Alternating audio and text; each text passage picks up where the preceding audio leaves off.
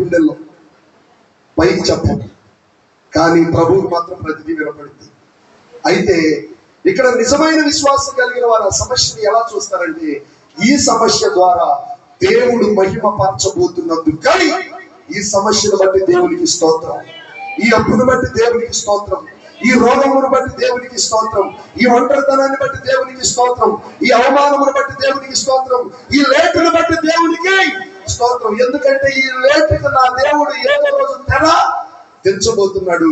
అప్పుడు ఈ సమస్యనే నా దేవుడు నా జీవితంలో సాక్ష్యముగా వాడుకోబోతున్నాడు. దేవునికి స్తోత్రం. హల్లెలూయా, హల్లెలూయా.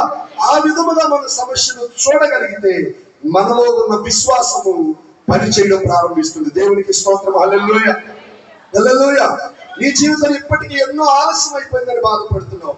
యేసు ప్రభు నీ మొన్న వినట్లేదని నువ్వు అనుకోవద్దు, నీ ప్రార్థన చేయట్లేదని తప్పు అనుకోవద్దు, దేవుడు నీకు దూరస్తుడుగా ఉన్నాడు అనుకోవద్దు. He is going to make a resurrection power in your life. ఆయన నీ జీవితంలో పునరుద్ధాన శక్తిని రుజువు చేయడానికి, తద్వారా నీకు సాక్షిగా నిలబెట్టుకోవడానికి ఇవన్నీ అనుమతించాడు. అందుకే పౌలు అపోస్తలుడు రోమాపత్రిక 8:28 అంటాడు, దేవునిని ప్రేమించు వారికి, అనగా ఆయన సంకల్పం చొప్పున పిలువబడిన వారికి మేలు కలుగుటకై సమస్తము సమకూడి జరుగుతున్నవని ఎరుగుదము. ఏ సమస్య నీకు వచ్చినా, ఏ ఇబ్బంది నీకు వచ్చినా, ఏ రోగము నీకు వచ్చినా, ఏ ఆర్థిక సమస్య నీకు వచ్చినా, నీ దేవునికి తెలియకుండా రాలేదు. నీ దేవునిని దాటి నిన్నేమి చేయగలిగిన శక్తి ఏ సమస్యకు నీ జీవితంలో లేదు. హల్లెలూయా. 4 రోజులు ఆలస్యం చేశాడు యేసయ్య. 4 రోజుల తర్వాత యేసు ప్రభు వారు బేతనీయకు వస్తున్నాడు.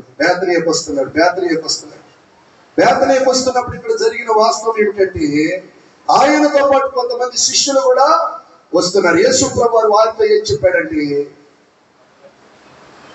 ఈ వ్యాధి మరణము కొరకు వచ్చినది కాదు గాని దేవుని కుమారుడు దాని వలన మహిమ పరచబడినట్లు, దేవుని మహిమ కొరకే వచ్చిందంట ఈ సమస్య. చెప్పండి, మీకున్న సమస్య ఎందుకుందో తెలుసా? దాని నుండి దేవుడు నిన్ను ఒక దినము విడిపించబోతున్నాడు. ఆ సమస్యలో నుండి నిన్ను విడిపించి నీ ద్వారా నా దేవుడు మహిమ పొందాలని అనుకుంటున్నాడు. సమస్యను బట్టి దేవునికి స్తోత్రం చెప్పండి. హల్లెలూయా. సమాధానము రాని ప్రార్థనను బట్టి స్తోత్రం చెప్పండి. ఎందుకంటే ఒక దినాన్ని సమాధానం ఇవ్వబోతున్నాడు. ఎందుకు ఆలస్యమైందో, ఆలస్యానికి తగిన ఘనత నీకు ఇవ్వబోతున్నాడు. దేవునికి స్తోత్రం. హల్లెలూయా. ఇది ఆలస్యము